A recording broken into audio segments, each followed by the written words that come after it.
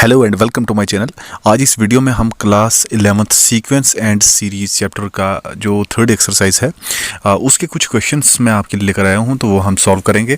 तो चलिए स्टार्ट करते हैं। क्वेश्चन नंबर यहाँ पे 13 क्वेश्चन नंबर है कि how many terms of GP, ये ज्योमेट्रिक प्रोग्रेशन है। तो जीपी की हाउ मेनी टर्म्स मतलब जीपी की कितनी टर्म्स होंगी? 3 raised to power 2, 3 raised to power 3 are needed to give the sum 120। देखो हमें एक यहाँ पे जीपी सीरीज दी गई है 3 स्क्वायर 3 क्यूब इस तरह करके, और हमें कहा गया है कि कितनी टर्म्स होंगी कि इन सब का सम कितना हो जाए। अब देखो 3 raised to power 3 है, यहाँ पे 3 raised to power 3 है ना, तो इसके आगे क्या होगा 3 raised to power 4, 3 raised to power 5, तो इसी तरीके से बढ़ती जाएंगी टर्म्स। तो इन कितनी टर्म्स होंगी, कहाँ तक बढ़ेंगी और कितनी टर्म्स होंगी कि हमारा जो सम है ये सब ये 120 हो जाए। तो इसको कैसे सॉल्व करना है? देखो यहाँ पे सॉल्व किया है कि गिवन जीपी जो है वो ये दी गई है, ज्योमेट्रिक प्रोग्रेशन जो है वो 3 raised to power 2, 3 raised to power 3 ये हमें दिया हुआ है। अब मान लीजिए कि n टर्म्स जो हैं जीपी की वो यहाँ पे हमें चाहिए ताकि सम कितना हो जाए 120 हो जाए। उसके लिए मान लीजिए कि नंबर ऑफ टर्म्स कितनी होंगी, हम कुछ n मान लेते हैं। अब देखो यहाँ पे एस एन होता है सम ऑफ n टर्म्स, लेकिन n टर्म्स कौन सी जो जीपी में हूँ। जीपी में सम का फॉर्मूला होता है a यानी कि फर्स्ट टर्म आर की पावर ऑन, आर क्या होता है? आर होती है कॉमन रेशो। कॉमन रेशो मतलब कि यहाँ पर ये फर्स्ट है, इसको आप a1 मान लो, इसको a2 मान लो, तो a2 divided by a1, a2 divided by a1 जो है वो होती है कॉमन रेशो। तो कॉमन रेशो यहाँ पे r है, तो r raise to power n, ये n क्या है? n है हमारे पास number of terms -1 divided by r-1। यहाँ ना वैसे एक चीज़ आप माइंड में रखना कि ये r-1 कई बार ऐसा भी होगा, ये कई बार हमें ऐसे भी कई बार ना आपको ऐसा लिखा हुआ दिखेगा कि a into 1 minus r raised power n divided by 1 minus r. ये कब होगा? अब देखो r पे डिपेंड करता है, r की वैल्यू अगर 1 से बड़ी है तो ये इस फॉर्मूले का यूज़ होगा हमारे पास, ठीक है। यानी कि सम ऑफ जीपी की जो टर्म्स हैं उनका सम निकालने का फॉर्मूला ये होगा अगर r की वैल्यू 1 से बड़ी है।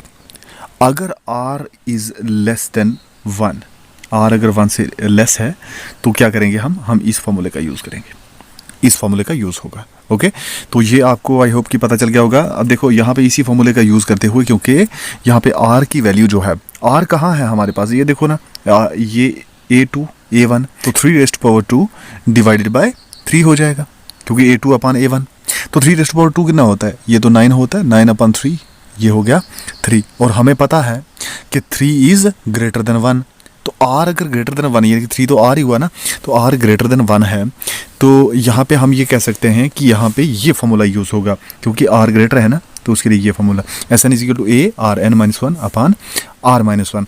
यहाँ पे a भी है हमारे पास, a फर्स्ट टर्म है 3, r भी हम फाइंड कर दिया मैंने, यहाँ पे 3, r भी 3, फर्स्ट टर्म भी 3, r कॉमन रेशियो भी 3। तो बस यहाँ पे वैल्यू पुट कर लीजिए इस एस एन में, तो हमारे पास एस एन यानी कि सम ऑफ टर्म्स आ जाएगा। एस एन में हमने पुट किया, वैसे तो एस एन हमें 120 दिया गया है, ठीक है ना, ये दिया ना, एस एन 120 है, सम 120 ये हमें दिया हुआ है, यहाँ पे ये क्वेश्चन में ही दिया हुआ है, आप ये देख लीजिए। तो यहाँ से अच्छा, तो यहाँ पे हमने a की वैल्यू पुट की और उसके अलावा हमने r की वैल्यू भी पुट की यहाँ पे, तो ये आ गया 3 into 3 raise to power n-1 upon 2। ये अपान 2 क्यों हुआ? अपान 2 इसलिए क्योंकि 3-1 हुआ ना, ये r-1 है तो r3 है, 3-1 2 होगा। तो फिर इससे आगे नेक्स्ट स्टेप में इसे सिंप्लीफाई करते हुए 120 इसको क्रॉस मल्टीप्लाई कर लीजिए, 120 को 2 से मल्टीप्लाई किया, ओके, इज इक्वल टू 3 1 ज़ा 3। हाँ, हम ये ऐसा भी कर सकते हैं, यहाँ पे देखो ये मल्टीप्लाई में ना 3 इंटू 3 रेज पावर n-1, तो ये मल्टीप्लाई से इधर आगे ये डिवाइड में आ गया और बाकी वहाँ क्या बचा 3 raise power minus n, 3 raise power n-1, तो ये लिख दिया गया। ओके, यहाँ पर हो गया। अब देखो 3 रेज पावर n-1 ये हम इस साइड ले आएंगे, लेफ्ट साइड ले आओ राइट से, और ये कितना हुआ? ये हमारे पास है 3 40 120, और 40 को 2 से मल्टीप्लाई करोगे तो 80 आएगा, तो 80 आ गया यहाँ पे। 3 रेज टू पावर n, देखो 3 रेज टू पावर n -1 था, तो -1 जब राइट साइड में ले जाएंगे तो +1 हो जाएगा, तो 80 + 1 कितना हो गया 81, तो 3 raise to power n is equal to 81। अब देखो आपको ये पता होना चाहिए कि कोई हमारे पास मान लो कि यहाँ पे a है, a रेज टू पावर अगर c है और ये अगर इक्वल हो जाए a रेज टू पावर 5 के, तो इसका मतलब होता है कि c की वैल्यू हमारे पास 5 है। ओके इसी तरीके से इस चीज़ का यूज़ करते हुए हम यहाँ पे कह सकते हैं 3 raise to power n is equal to 81 है ना, तो 81 को आप 3 रेज टू पावर 4 लिख सकते हो, क्योंकि 3 3 9, 3 3 9, 9 9 81, तो 3 को 4 टाइम्स लिखोगे तो 81 हो जाएगा। 3 को 4 टाइम मल्टीप्लाई कर लो, ठीक है। तो 3 raise to power n is equal to 3 raise to power 4। तो अब इसका मतलब क्या हुआ, जैसे a इज इक्वल, जैसे यहाँ पे हमने निकाला ना कि c इज इक्वल टू 5, तो ऐसे ही यहाँ पे n इज इक्वल टू 4 हो गया, क्योंकि 3 3 सेम है ना, तो n इज इक्वल टू 4। तो हमें यही तो बताना था कि कितनी टर्म्स होंगी। अब देखो n 4 है, तो कहने का मतलब 4 ही टर्म्स होंगी कि सम कितना हो जाए, सम हमारे पास 120 हो जाए। अगर 4 टर्म्स और इसमें टोटल जो है 4 टर्म्स ही हो, तो हमारे पास जो सम होगा वो 120 होगा। अगर आप इसको प्रैक्टिकली भी करना चाहते हो, ये देखो आप ऐसे भी कर सकते हो ना, 3 है, 3 रेज टू पावर 2 है, मतलब 3 फर्स्ट टाइम आ गया, उसके बाद 3 रेज टू पावर 2 यानी कि 9, 3 रेज टू पावर 3 यानी कि 27, 3 रेज टू पावर 4 कितना होगा 81। अब इस सब को करो, अगर 180 आ गया तो इसका मतलब, क्योंकि हमें तो पता है ना, हमें 4 ही टर्म चाहिए। अभी हमने इसको फाइंड किया, हमने कहा कि 4 टर्म्स हो तो 120 बनता है, तो इसको ऐड कर लेते हैं, ठीक है। 7 और 1 8, 8 और 9 17, 17 और 3 20, 0 लगा, कैरी बच गया हमारे पास 2। अब यहाँ पे 2 और 8 10, 10 और 2 12, तो 120। बस यही तो कहा था उन्होंने कि 4 टर्म्स हों अगर हमारे पास, तो टोटल सम कितना बनेगा 120 बनेगा। ओके ये क्वेश्चन समझ आ गया। तो चलो अब आगे बढ़ते हैं। ये देखो नेक्स्ट क्वेश्चन है कि the sum of the first 3 terms of the GP is 16। देखो फर्स्ट 3 टर्म्स जो हैं उनका सम करके 16 आता है, and sum of the next 3 terms is 128, और बाकी जो बची हुई 3 और टर्म्स हैं उनको करके 128 आता है। आपको फर्स्ट टर्म को डिटरमाइन करना है, कॉमन रेशो को, और sum to n terms of GP की एन टर्म्स का सम भी निकालना है आपको, ठीक है। यानी कि फर्स्ट टर्म भी बतानी है, कॉमन रेशो भी बतानी है, और आपको सम ऑफ एन टर्म्स भी निकाला है। तो चलो सबसे पहले हम लेट कर लेते हैं यहाँ पे ए आर, ये कॉमन, ताकि कॉमन रेशियो रहे ना, कॉमन रेशियो तो सेम रहेगी ना सबकी। तो A R square, A R cube, ये हमने एक सीरीज ले ली यहाँ पे एक ज्योमेट्रिक प्रोग्रेशन में। ओके तो इस कंडीशन के ये जो ऊपर हमें क्वेश्चन में दी गई है, उस कंडीशन के अकॉर्डिंग क्या होगा कि फर्स्ट 3 टर्म्स का सम जो है वो 16, नेक्स्ट 3 टर्म्स का सम 128, ये दिया गया हमें, ये हमें दिया गया। तो a into 1 plus r square, ये क्यों, क्योंकि a हमने कॉमन ले लिया, कहाँ से, यहाँ से a कॉमन ले लिया इज इक्वल टू 16, और दूसरे यहाँ से ए आर स्क्वायर कॉमन ले सकते हैं, ए आर स्क्वायर लिया, 1 प्लस आर स्क्वायर, ये आ गया हमारे ब्रैकेट में, और इज इक्वल टू 128। अब देखो डिवाइड कर लीजिए इक्वेशन 2 को इक्वेशन 1 से, तो क्या हो जाएगा, इक्वेशन 1 से डिवाइड करेंगे तो होगा क्या, ए आर क्यूब अपान ए, और ये दोनों जो हैं ये सेम हैं, तो ये सेम वाली चीज़ें कट जाएंगी, बचेगा ए आर क्यूब अपान ए, तो ए और ए भी कट गया, r cube is equal to 16, 8 128, r cube is equal to 8।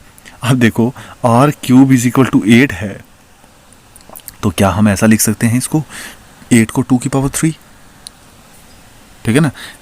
तो एक चीज मैं और भी आपको यहाँ पे बताना चाहूंगा, देखो अगर आपके पास a की पावर c हो इज इक्वल टू 2 की पावर c हो, ये अगर दोनों इक्वल हो जाएं, तो तब याद रखना कि a की वैल्यू 2 होगी।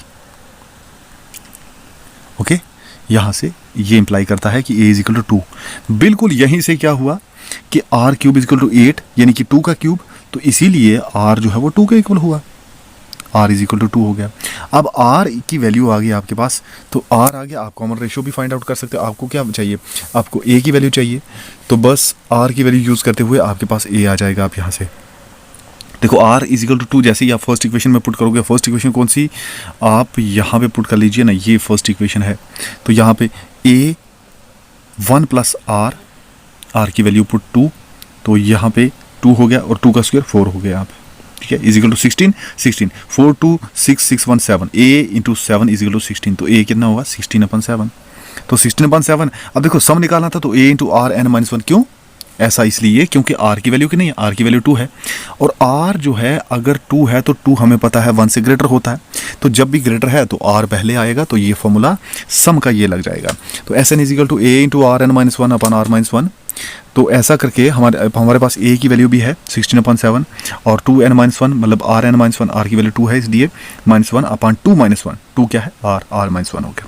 16/7 × 2n-1 ये बचा आपके पास, क्योंकि 2 - 1 कितना होता है 1, तो वो 1 लिखने की ज़रूरत ही नहीं। तो ये आपने सम भी निकाल लिया, फर्स्ट टर्म भी निकाल ली और कॉमन रेशियो भी निकाल ली। ओके, आई होप कि ये आपको समझ आ गया होगा। फिर भी अगर कुछ कन्फ्यूज़न है तो मुझे बताइए, मैं कुछ और क्वेश्चंस आपके लिए सॉल्व कर लूँगा।